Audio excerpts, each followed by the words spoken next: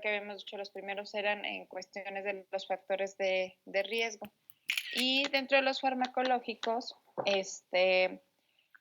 tenemos como para control y para acción inmediata, ¿sí? Los de control ya vimos que estos les llamábamos medicamentos cardioreguladores, y tenemos los beta-adrenérgicos y los bloqueadores de los canales de calcio.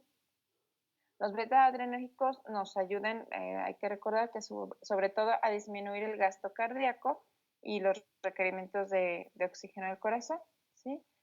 Tenemos ejemplos de propanolol, metoprolol, bisoprolol. Estos son beta bloqueadores. Y dentro de los bloqueadores de canales de calcio, entonces estos actúan justamente en el desplazamiento de calcio en la membrana, y lo que van a hacer es disminuir la presión arterial, ¿sí? Porque disminuyen su contracción. Entonces, estos medicamentos pueden servir de control. No son específicos nada más para la angina de pecho, ¿sí? Se usan para su control, pero también puede darse para hipertensión o por algún otro problema pues de cardiovascular, ¿sí? Los que sí son un poquito, digamos, más específicos son los medicamentos que les llamamos antianginosos o los vasodilatadores coronarios, ¿sí? Tenemos los de acción inmediata. Estos hay que identificar los que son justamente cuando está pasando la crisis anginosa, el dolor torácico, toda esta sintomatología, es cuando se deben de usar, digamos, para pues, resolver la urgencia. Sí se usan normalmente a veces, pues, se prescriben, digamos, a diario, pero en una situación de urgencia se tendrían que volver a usar, ¿sí? Tenemos los de acción inmediata, entonces tenemos varias presentaciones. Por ejemplo, tenemos la nitroglicerina y el isosorbide, son los dos principales, ¿sí? La nitroglicerina la podemos encontrar sublingual, ¿sí?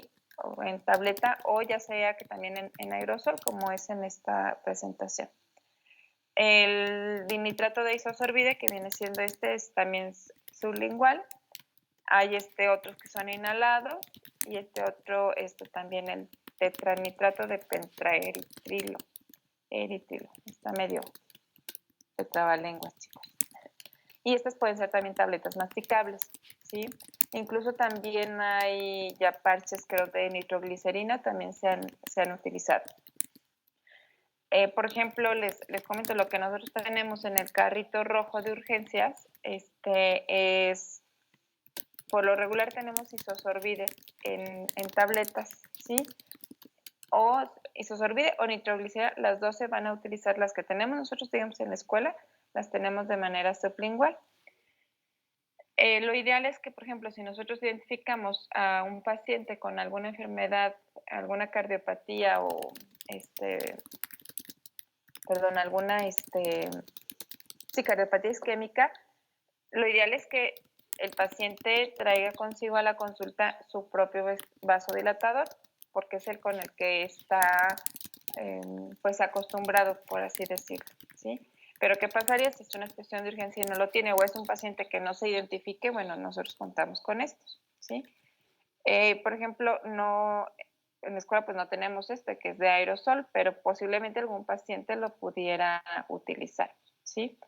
¿Cómo actúan estos medicamentos? Bueno, estos son fármacos que, como su nombre lo dicen, de acción inmediata, me van a producir vasodilatación coronaria de 1 a 5 minutos, ¿sí?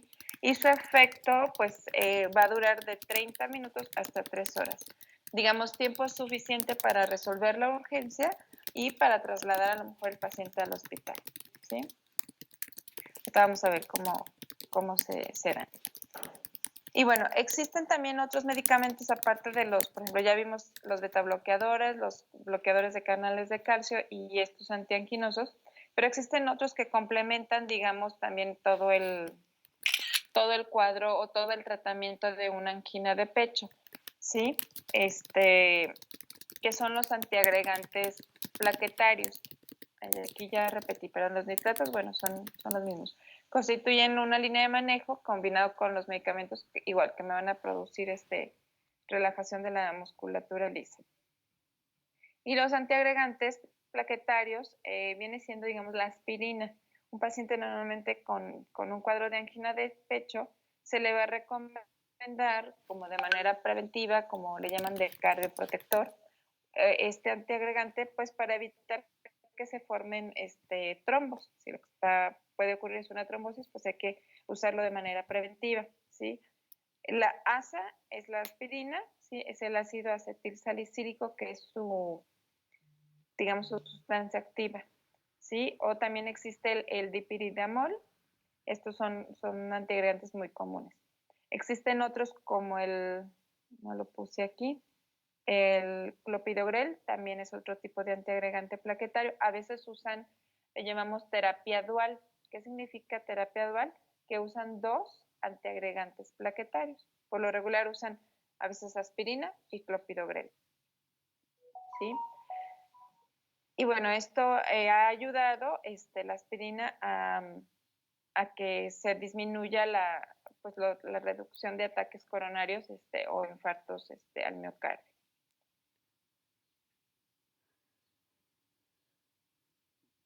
Ayer platicaba con un angiólogo y mencionaba la aspirina, como que él no estaba muy, a lo que platiqué con él, como que muy a favor en ciertos casos. Ya cuando hay una cardiopatía así, ya digamos 100% diagnosticada, obviamente sí, pero dice que más o menos ayuda en un 70%. Es decir, que por ejemplo de 10 pacientes, a 7 le ayudan y a 3 no, pero bueno, aún así, pues si es de manera preventiva, yo creo que esos 7 estarían pues en muy buen control, ¿sí? Y bueno, hablábamos que si no funcionaba el tratamiento farmacológico o que eran resistentes a los vasodilatadores coronarios como en la angina de pecho inestable, ¿sí? Existían otros tratamientos que, bueno, ya tendrían que ser quirúrgicos, ¿sí? Entonces, ese tratamiento quirúrgico se le llama angioplastía percutánea coronaria transluminal, ¿sí? ¿Alguien sabe a qué se refiere esta, chicos? ¿Qué es una angioplastía percutánea coronaria transluminal? Está medio largo el... Es cuando tratan de dilatar, ¿cómo se llama? La arteria coronaria afectada, ¿no? Uh-huh. Que introducen como un catéter en el lugar donde está la obstrucción. Es como tipo globito. Exactamente. Y es donde lo inflan y pues ya se va haciendo la dilatación. La dilatación. Exactamente. Y normalmente dejan un aditamento que le llaman stent para evitar que se vuelva, digamos, a colapsar esa arteria. Sí, muy bien. Este tratamiento de angioplastia, bueno, aquí viene una imagen explicada. Esto azul, todo esto azul, digamos, es nuestra arteria, ¿sí? Se fijan, aquí, bueno, vamos a empezar aquí por la arteria. Y esto que está aquí, blanco, es cuando el paciente pues presenta, digamos, alguna placa aterosclerótica, así, colesterol, triglicéridos. Aquí yo tengo todo esto lleno de grasa, de placa. Entonces me está reduciendo, ¿sí? Si se fijan, de lo que yo tenía que tener de todo el diámetro, ¿sí? de luz para que el flujo sanguíneo me lo está reduciendo, en este caso, digamos, por mitad, ¿sí? Entonces lo que hace es que se introduce, obviamente un catéter, aquí viene el catéter, ¿sí? Y adentro es como si inflaran un baloncito. De cierta manera, ya cuando se infla,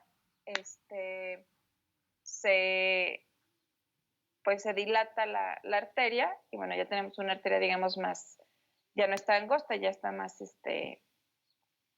ancha para permitir que pase flujo sanguíneo.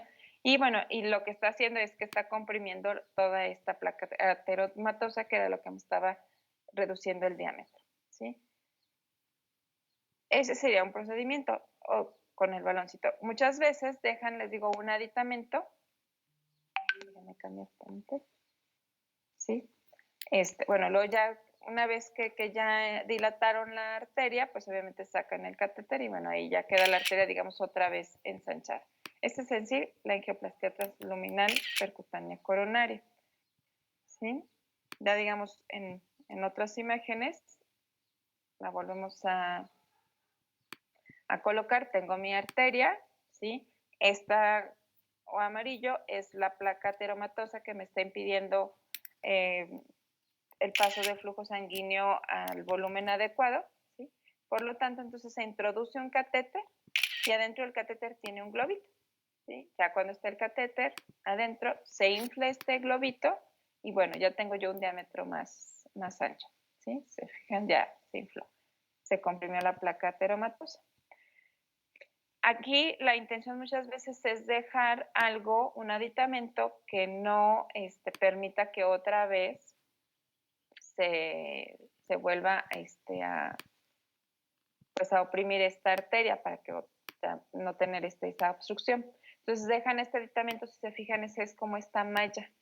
Normalmente estas mallas son a veces metálicas, ¿sí? Y se le llaman stent, ¿sí? Stent coronarios. Entonces lo que hace es que se queda ahí, esta es como una prótesis y ya la arteria ya se queda pues en su tamaño.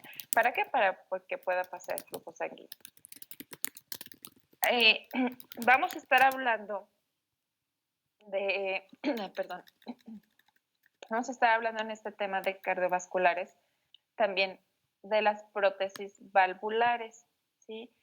Ahora sí que desde ahorita les comento, esta no es una prótesis valvular porque luego a veces confunden los términos. Este es un stent, así se le llama. La malla metálica es un stent.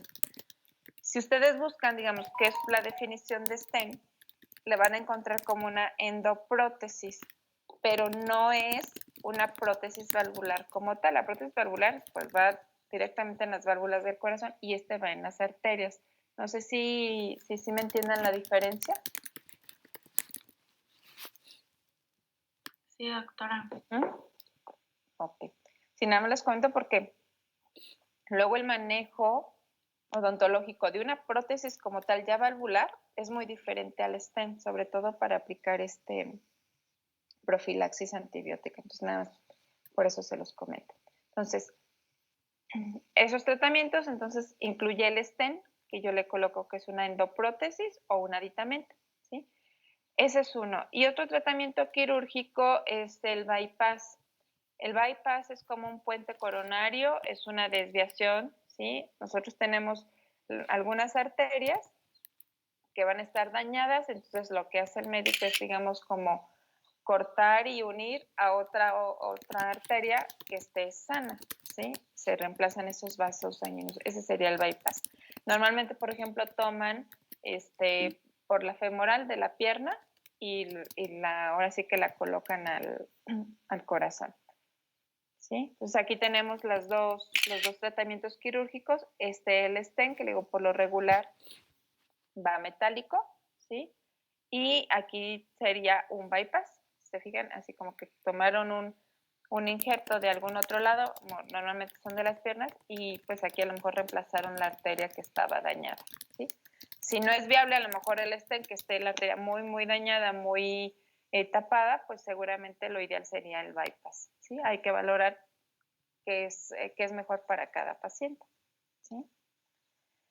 Bueno, ¿hasta aquí alguna duda, chicos, de los tratamientos? No es una duda, doctora, pero ¿puedo ver la diapositiva 30, por favor? 30. Por favor, sí. ¿Está?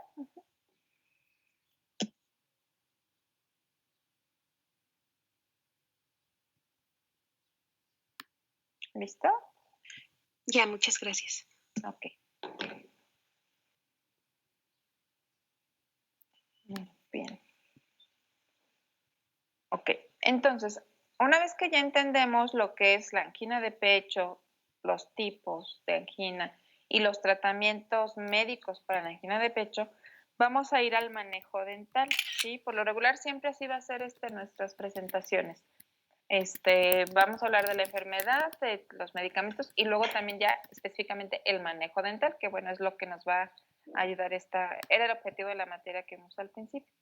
¿Sí? Dentro del manejo dental, si se fijan, yo les coloco valorar el diagnóstico médico exacto. Les comentaba que no nos podemos quedar con que el paciente está enfermo del corazón porque no sabemos qué es lo que le pasa exactamente. Y bueno, una vez que el paciente también diga, tengo angina de pecho, pues también es súper importante identificar qué tipo de angina de pecho. No es lo mismo que tenga la inestable a que tenga la estable, ¿sí? Porque también debe ahí depender mucho el manejo dental. Si el paciente no lo sabe o tiene duda, pues hay que solicitar un reporte médico, ¿sí? Hay que identificar los medicamentos que toma, ¿sí? Sobre todo ver cuáles son los que utiliza en alguna situación de urgencia o de crisis, los de acción inmediata, ¿sí? O a veces es lo contrario, a veces el paciente te dice, alguna vez recuerdo que llegó un paciente y dijo que tenía hipertensión y solo tomaba isosorbide de diario. A mí se me hacía como que, pues como que raro que para una hipertensión así tan sencilla que el paciente no lo decía, tomara diario isosorbide. Entonces solicitamos la interconsulta médica y efectivamente el paciente tenía una angina de pecho afortunadamente estable, pero cambió ahí el diagnóstico, ya no era hipertensión, ¿sí? Siempre hay que redactar en nuestra historia clínica para ir conociendo al paciente, por ejemplo, la frecuencia del ataque anginoso, o sea, qué tan seguido le da. Te puede decir, no, pues cada 6 meses, cada año, o me dio una sola vez. Bueno, pero ¿cuál fue el último? ¿Sí? A lo mejor el último fue hace 15 días y hay que ver pues la condición del paciente, ¿sí? Forma como se obtuvo el alivio, si es en reposo, si es con el medicamento o cómo lo hace, ¿sí? Si le da dormido, todo esto para nosotros también como tratar de identificar que sea compatible con el tipo de angina de pecho que nos está diciendo que tiene, ¿sí? Y bueno, y valorar la capacidad de resistencia al estrés. Ya decíamos que el estrés es un factor desencadenante. Entonces, ¿qué tan resistente es el estrés? Puede ser que el paciente a lo mejor también tenga, bueno, que sea muy ansioso, muy estresado y obviamente tiene su medicamento para la angina de pecho, ¿sí? Pero a veces también son pacientes que manejan algún medicamento psiquiátrico justamente para que se puedan relajar.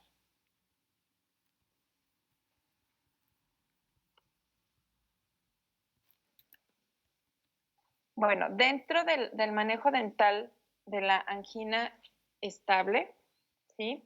Vamos a dividirlos como angina estable e inestable, ¿sí? Ay, permítanme, a ver un segundo.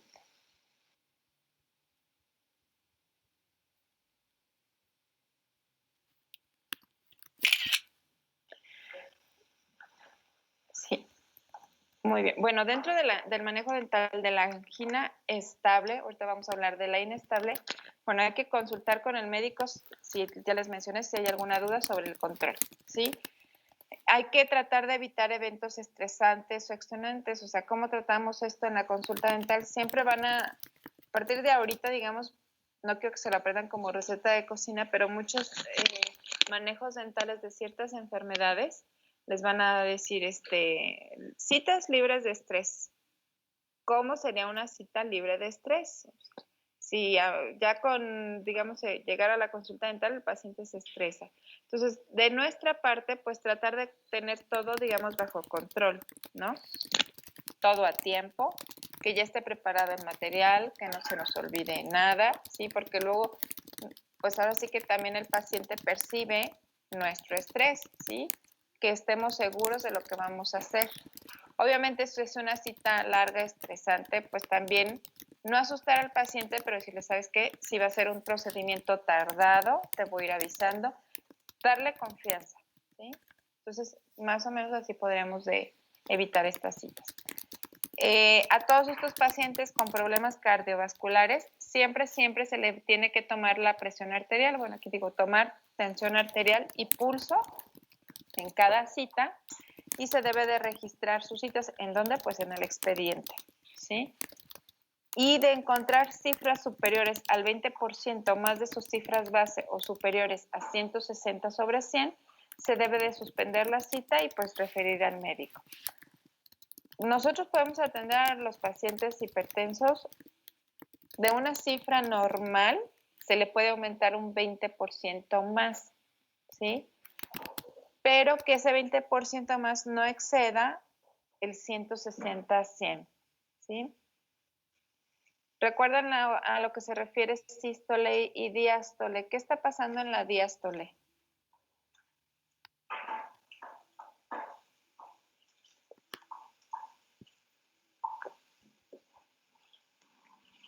Es cuando el corazón se relaja, ¿no? Exactamente. Sí, una sístole es contracción y relajación, ¿sí? Entonces, en la diástole el paciente, las arterias, perdón, se supone que están relajadas. Entonces, es súper importante que mi cifra diastólica no pase de 100. Ese es el límite, porque se supone que está relajada y está arriba de 100, pues el corazón ahí está muy forzado, ¿sí? Entonces, un paciente, aquí nada más es, ahora sí que tomen nota bien. Un paciente que ya esté diagnosticado como hipertenso, o sea, que sí tenga hipertensión, máximo, o sea, no debe pasar de 160/100 para un tratamiento convencional. Ahorita también vamos a hablar de convencional.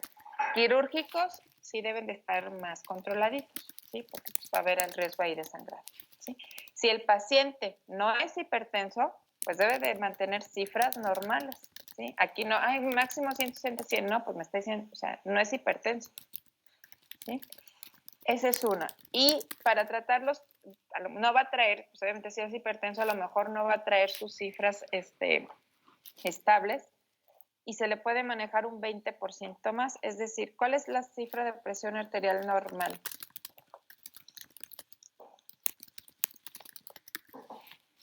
¿120/80?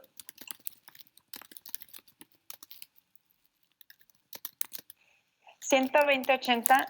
Sí, puede ser también 110/70, más o menos. Son nuestras, digamos, nuestras dos cifras normales. Entonces, al 110/70 o al 120/80 le podemos agregar, hagan su regla de 3, sus matemáticas, un 20% más. Supongamos que el paciente llegó a la consulta la primera vez y te dice que él maneja 120/80.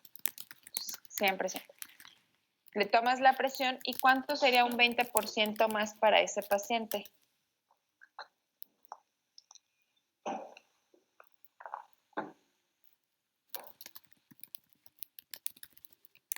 Al 120 saquen el 20%.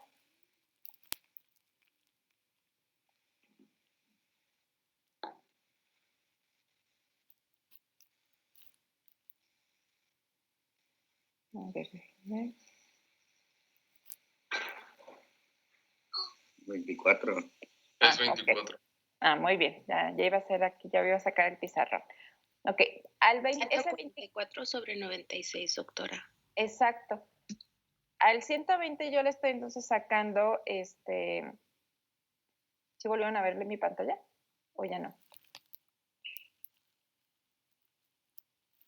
No, se quitó.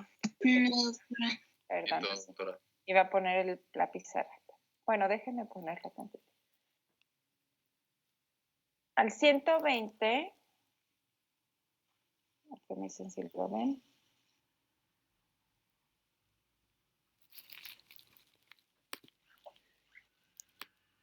Ya saqué. Ya, ok. Si en el pizarrón escribo feo, creo que aquí me hace, chicos. Sí. Tengo el pulso de maraquero. Ay, no, ¿qué escribo? Tengo 120/80, entonces yo voy a sacar mi 20%. ¿Sí? El 120 más el 20% me da 24. ¿Sí? Sí me dijeron, Y del 80 era 16. Por lo tanto, lo voy a sumar, entonces yo tengo que el 20% para el paciente que maneja 120/80, entonces va a ser 144/96. ¿Sí? Tienen que ir ahora sí que aprendiendo a sacar el 20% de las cifras basales. ¿Cuál sería la cifra basal? La que maneja el paciente. ¿sí? A lo mejor te dices, es que sabes que yo siempre manejo 130-80, bueno, pues le vamos a cambiar aquí, ¿sí? Entonces, este sería mi rango, ¿sí? El 144-96 para un tratamiento que no corra riesgo el paciente, ¿sí? Y les digo, máximo yo tengo el 160/100. ¿Sí les queda claro cómo sacar entonces el 20%? Sí, doctora. ¿Sí? Doctora. Muy bien. Ahora, si el paciente la primera vez que llegue a la consulta, por ahí vi una manita, gracias, que llega a la consulta, te maneja 150/100, pues esa no va a ser una cifra basal normal. Desde ahí también como que hay que ver, pues si no está normal y tú le aumentas el 20%, pues va a estar también muy alterada, ¿sí? O hay pacientes también lo contrario, que a veces manejan la presión súper bajita y le agregan el 20% y apenas queda en 130/90, no sé. Y a veces les digo, y bueno, y si tienes 140 no lo atiendes, no, pues sí, o sea, hay que valorar más o menos ese 20%, ¿sí? Siempre y cuando les digo sean hipertensos. Si no son hipertensos, deberían de estar en cifras normales. Muy bien, entonces seguimos con el manejo dental de la angina de pecho. Doctora. ¿Sí? Y por ejemplo, en un tratamiento, ¿qué tratamientos tienen esa clasificación en donde se pueden atender a los pacientes sin esas cifras? Del 20%, Sí.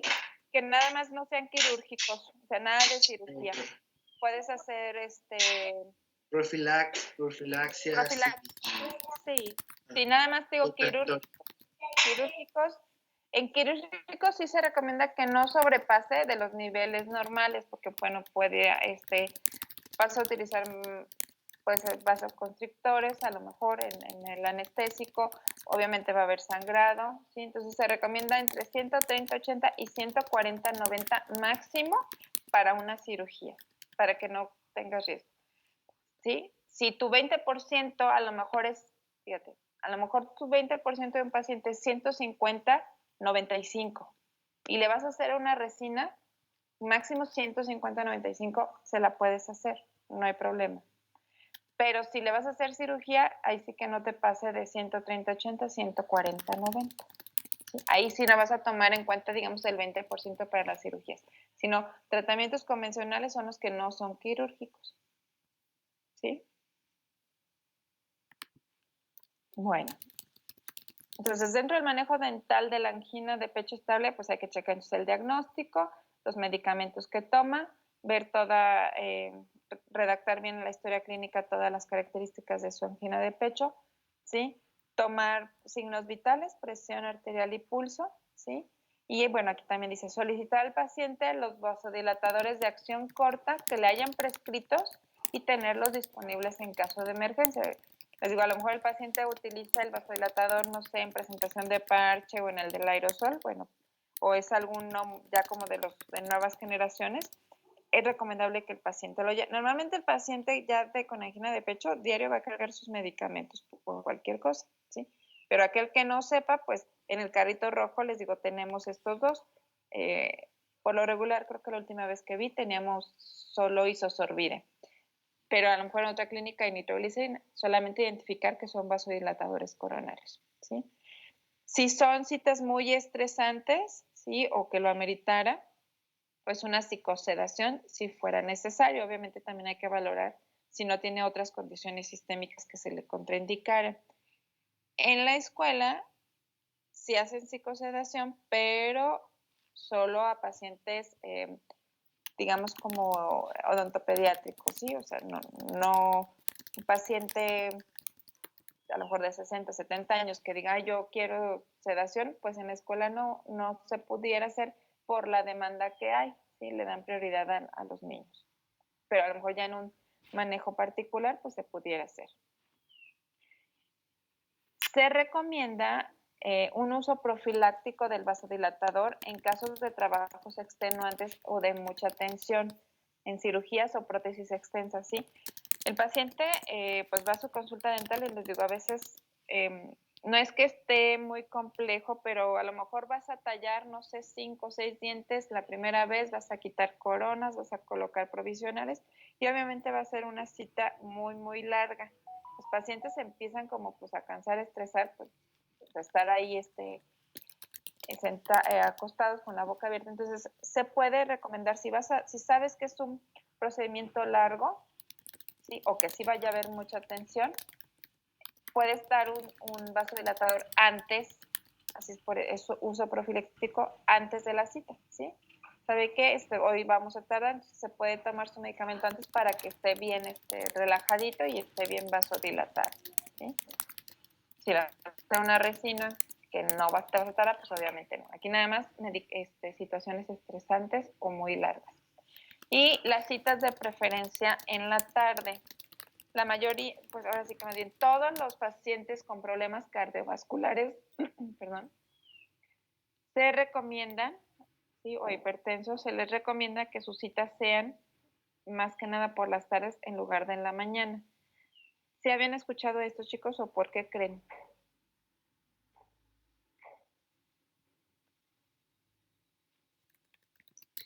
Porque los accidentes, por ejemplo, sí, o sea, los infartos y esas cosas suceden más por la mañana, ¿no? Sí, esa es una. ¿Y por qué sucederían más por la mañana? A lo mejor porque en la mañana está la gente como más atareada. Ajá. ¿Alguna otra, por ejemplo, alguien que tenga un familiar hipertenso, que sea hipertenso, se ha percatado a qué hora del día tiene la presión, digamos, no tan controlada? En la mañana. Yo la verdad no sé a qué horas de la mañana sea, pero sí recuerdo que es debido a que por la actividad nerviosa que presentan. Ajá. Es común y digamos hasta cierto punto normal, aquel paciente hipertenso siempre va a despertar con la presión un poquito más elevada, o sea, en las mañanas, por los hábitos del sueño, sí, porque estás descansado, porque el corazón a lo mejor se relaja, sería, digamos, algo contradictorio, pero casi siempre en la mañana se tiene la presión arterial más elevada. Y ya conforme el día, te vas habituando a tu actividad y se va relajando, o a lo mejor ya es cuando te tomas tu medicamento, aquel hipertenso, y se controla. Entonces, por eso se recomienda siempre en las tardes, ¿sí? Atenderlos. Y sí, muchas veces, como lo dicen, los infartos se han visto más por las mañanas, ¿no? O que dicen, oye, amaneció, pues lamentablemente murió en la noche y no nos dimos cuenta porque le dio un infarto durante el sueño, ¿sí? Entonces, es más recomendable atenderlos en las tardes. Que a veces los atienden en las mañanas, bueno, no pasa nada, hay que igual tomar la presión arterial y que esté dentro de lo estable, ¿sí? Bueno, la anestesia, ¿qué anestésico voy a utilizar con aquel paciente con angina de pecho estable? No tengo ninguna contraindicación, ¿sí? O sea, puedo yo utilizar vasoconstrictor adrenérgico. Al contrario, un anestésico sin vasoconstrictor adrenérgico, pues no estaría indicado. ¿Por qué? Porque, ¿cuáles son las bondades del vasoconstrictor adrenérgico? ¿Para qué me sirve un vasoconstrictor? Para prolongar el efecto del anestésico. Exactamente, entonces, si tú no quieres estar estresando al paciente de que estás inyectándole cada ratito, porque no te está durando la anestesia, pues lo vas a estresar un poquito. Entonces, utilizar anestésicos, no hay, si por la angina de pecho estable, no hay contraindicación. Hay que ver, les digo, si no tiene otra situación sistémica que me lo contraindicara, ¿sí? Pero puedo utilizar anestésico con epinefrina, ¿sí? Se recomienda no emplear más de 3 cartuchos, ¿sí? Esa es digamos, mi dosis permitida, al 1/100,000. Que la anestesia sea efectiva y segura, o sea, utilizar una muy buena técnica de anestesia y pues la sustancia que vamos a colocar. Y siempre recuerden que hay que aspirar, ¿sí? y tú inyectas y antes de introducir el anestésico se debe aspirar para saber que no estés en un vaso sanguíneo, ¿sí? Y bueno, estas son las recomendaciones de anestesia. Eso es en cuestión de una angina de pecho estable. ¿Qué pasaría si yo tengo un paciente con angina de pecho inestable o la variante oprismetal, ¿sí? Aquí lo recomendable es que solo se deben de tratar bajo situaciones de urgencia y habiendo consultado a su médico si se puede. ¿Por qué? Porque el riesgo de un infarto es inminente, ¿sí? Pues sin la consulta dental pues vas a utilizar anestésicos, pudiera haber a lo mejor sangrado, hemorragia y hay estrés y bueno, la estabilidad del corazón no es la óptima. Entonces, aquí solamente situaciones de urgencia, ¿sí? Y dices, bueno, situaciones de urgencia, pero sí también tendría que ser bajo un entorno hospitalario. ¿Por qué? Por el mismo riesgo de un infarto, ¿sí? Entonces, los pacientes con angina de pecho inestable, acuérdense que dijimos que la inestable era el punto intermedio entre el estable y presentar un infarto. Seguramente aquel paciente que ya le hayan diagnosticado inestable, a lo mejor está en planes de algún tratamiento quirúrgico, alguna cirugía, que a lo mejor esté próximo al bypass o a la colocación de stent, para pues evitar que algún otro ataque anginoso. Entonces, si fuera una situación así, realmente que te diga el paciente, ay, me quiero hacer carillas por estética, lo ideal es que el paciente espere, solo situaciones de urgencia, ¿sí? Aquí sí definitivamente se debe premedicar con nitroglicerina antes también de la cita en un entorno hospitalario.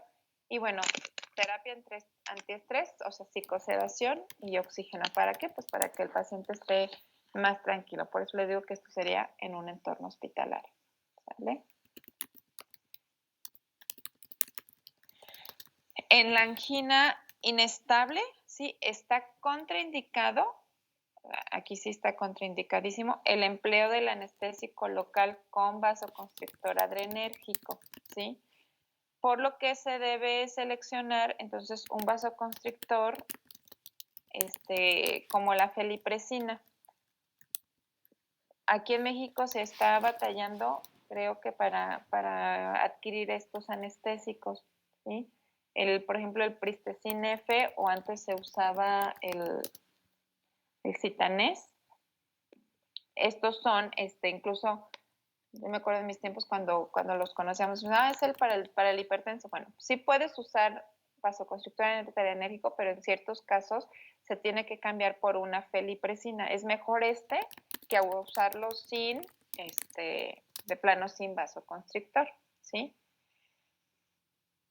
El Pristezin F, les digo, es felipresina que se emplea con la prilocaína.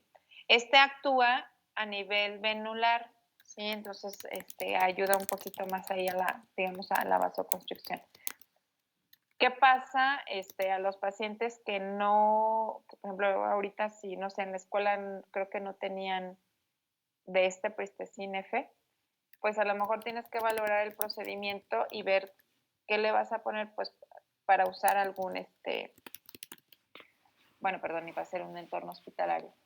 Platicar aquí con el médico si usas o no el anestésico sin el vasoconstrictor y qué tanto vas a hacer, ¿sí? Porque te va a durar menos. Pero lo ideal, o sea, siempre el cardiólogo te va a decir que en la angina de pecho inestable no uses vasoconstrictor adrenérgico. Entonces, si yo tengo anestésicos con vasoconstrictor adrenérgico, sin vasoconstrictor así solitos, y otros los tengo con felipresina, que se emplea con la prilocaína. Entonces, ver las opciones del anestésico que va a usar el paciente.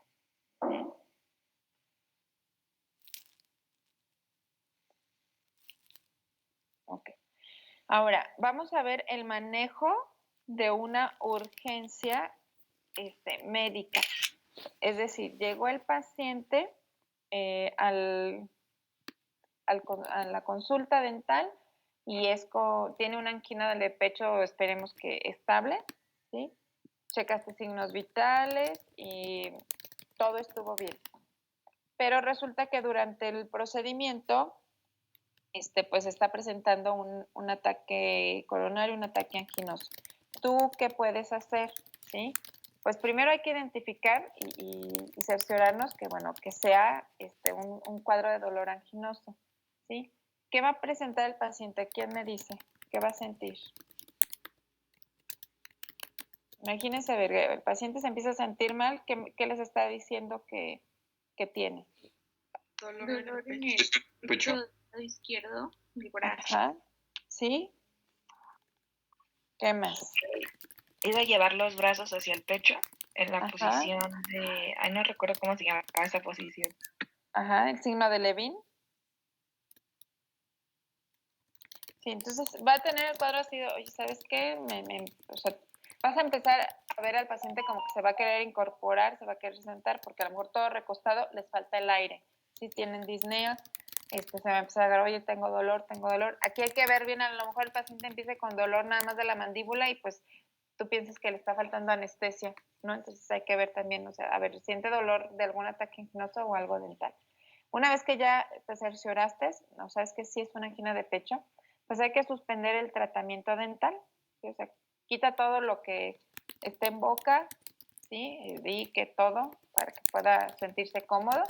Colocas al paciente en una posición que le sea cómoda, para él. Normalmente la literatura te dice que a 45 grados, o sea, semisentado, ¿sí? Pero donde el paciente se siente realmente cómodo. Y se le debe de administrar luego el vasodilatador coronario de acción corta, ¿sí? Es decir, a ver, aquí está su isosorbide o está su nitroglicerina. Se coloca sublingual o el que el paciente tenga, a lo mejor si es de parches, de aerosol, el que sea. Vas a contar tiempo, ¿sí? Le diste el medicamento y espera que actúe de 2 a 5 minutos. Tiene que actuar en ese tiempo. ¿Qué pasaría si no actúa en ese tiempo? Y ya van 6 minutos, ¿qué hago? Si a los 6 minutos no se le quita, ¿qué hago, chicos? ¿Damos otra dosis? Podemos dar exactamente, por eso hay que checar el tiempo, ¿sí?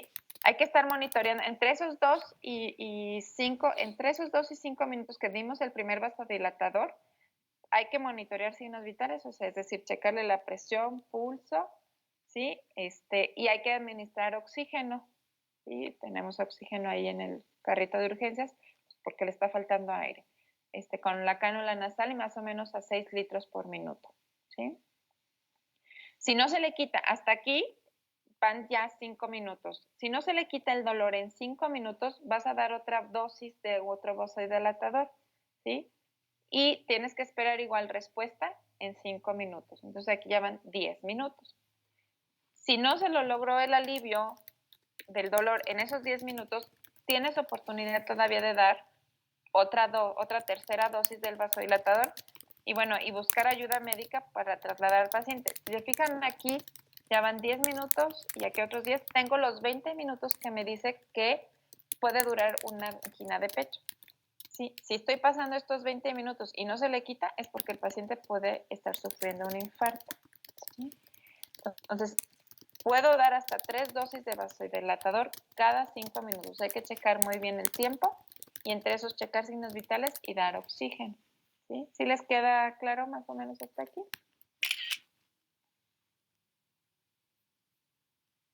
Sí, doctora. ¿Sí? Sí, doctora. Muy bien, chicos. Pues me voy a quedar aquí.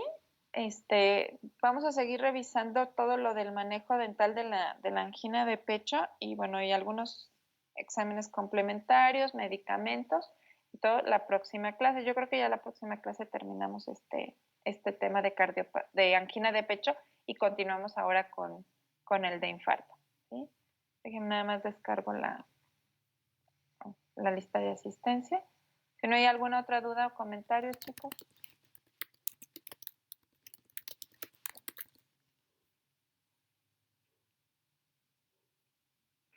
No, doctora. ¿No? Muy bien, pues muchas gracias, chicos. Nos vemos el próximo martes y que tengan un bonito fin de semana. Y gracias.